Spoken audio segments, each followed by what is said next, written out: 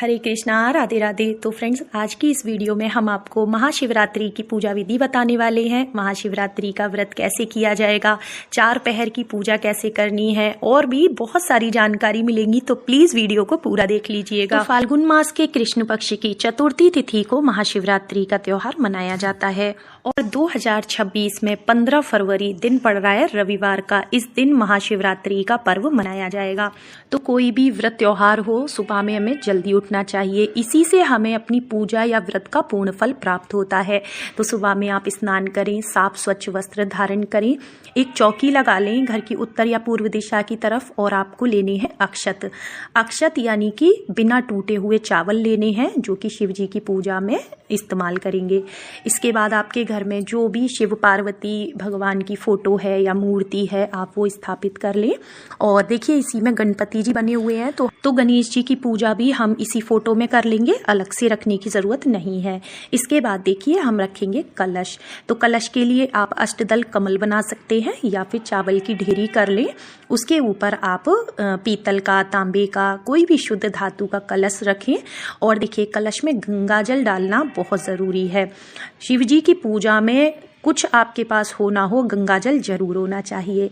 तो कलश में आप पहले गंगा जल डालें, फिर जल डालें, सिक्का, सुपारी, अक्षत डालें, हल्दी की गांठ है तो वो डाल लें, नहीं तो पाउडर वाली हल्दी डाल दें एक चुटकी, और एक कोई भी पुष्प डाल दें। इसके बाद कलश पे हम स्वास्तिक बनाएंगे। कंठ पे हमने मौली का लावा पहले ही बांध दिया है। तो देखिए, वैसे तो साल भर की पूजा है, बहुत ही बड़ा त्योहार है, तो कलश की स्थापना आप जरूर से करें। मान लीजिए अगर आप कलश नहीं रखना चाहते हैं तो बिना कलश के भी पूजा कर सकते हैं। इसके बाद देखिए, आम या अशोक के पत्ते आप ले लें, उन्हें धो के अच्छे से उन पे थोड़ा सा रोली से, चंदन से आप तिलक कर लें और उन्हें भी कलश में डाल दें। 5, 7, 11 जितने मिल जाएं। उसके ऊपर देखिए, एक प्लेट में हमने अक्षत भर के रखे हैं और एक दीपक रखा है घी का। आप यहाँ पे तिल के तेल का दिया भी जला सकते हैं। इसके बाद देखिए, एक हमने पात्र ले लिया है, बड़ा सा आप थाल ले लें और झूठा नहीं होना चाहिए। कोई ऐसी थाली ना लें जिसमें आप भोजन करते हो, ठीक है।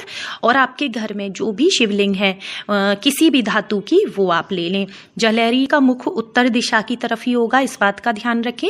और मान लीजिए अगर आपके पास शिवलिंग नहीं है तो आप पार्थिव शिवलिंग का पूजन भी कर सकते हैं, जो कि करना बहुत ही ज्यादा अच्छा होता है।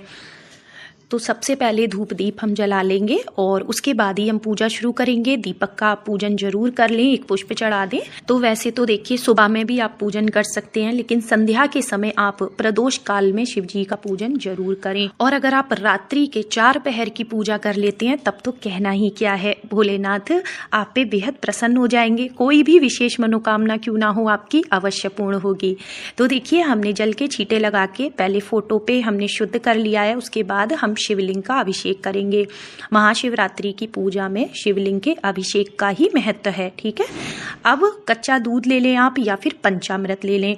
तो पंचामृत में 5 चीजें आप मिला लें, दूध, दही, घी, शक्कर, शहद, और इस तरह से अभिषेक करें। आप चाहें तो अपनी मनोकामना के लिए अलग अलग द्रव्य से भी आप अभिषेक कर सकते हैं, जैसे कि आप गन्ने के रस से अभिषेक कर सकते हैं। और देखिए, गन्ने का रस हर जगह नहीं मिलता है, तो आप गुड़ को घोल के पानी में उससे भी अभिषेक कर सकते हैं। आप चाहें तो दूध से, दही से, शहद से, घी से, अलग अलग चीजों से भी आप अभिषेक कर सकते हैं। सरसों के तेल से भी अभिषेक किया जाता है। तो देखिए, ये अलग अलग मनोकामनाओं के लिए अलग अलग चीजें बताई गई हैं। गंधोदक स्नान आप शिवलिंग पे जरूर करें। तो यहाँ पे हमने अष्टगंधा चंदन को पानी में घोल लिया है और उससे हमने अभिषेक कर दिया। आप चाहें तो जल से अभिषेक के बाद ना थोड़ा सा इत्र आप शिवलिंग पे लगा सकते हैं, लेकिन सुगंधित स्नान या सुगंधित चीज का प्रयोग पूजा में आप जरूर से करें, ठीक है। इसके बाद देखिए, चंदन हमने घोल लिया है और चंदन का तिलक करेंगे। तो सबसे पहले गणेश जी से ही शुरू करी जाएगी पूजा और उसके बाद हम सभी भगवान को तिलक करेंगे। माता पार्वती को हल्दी, रोली, कुमकुम ये चढ़ाएं और आज के दिन सिंदूर से मांग जरूर भरें माता पार्वती की। और देखिए, हो सके तो संध्या के समय घर के सभी लोग मिलकर के ही इस पूजन को करें। और बड़ा पात्र मैंने इसलिए कहा रखने के लिए, क्योंकि आप बार बार शिवलिंग को ना जगह से हिलाएं। शिवलिंग को एक प्लेट के ऊपर जैसे हमने रखा है ना, थोड़ा सा ऊंचाई करके ऐसे रखें। इससे क्या है ना, आप अगर 4 पहर की भी पूजा करेंगे तो शिवलिंग को जगह से हिलाने की जरूरत नहीं है। आप उस बड़े थाल में ही अभिषेक कर सकते हैं।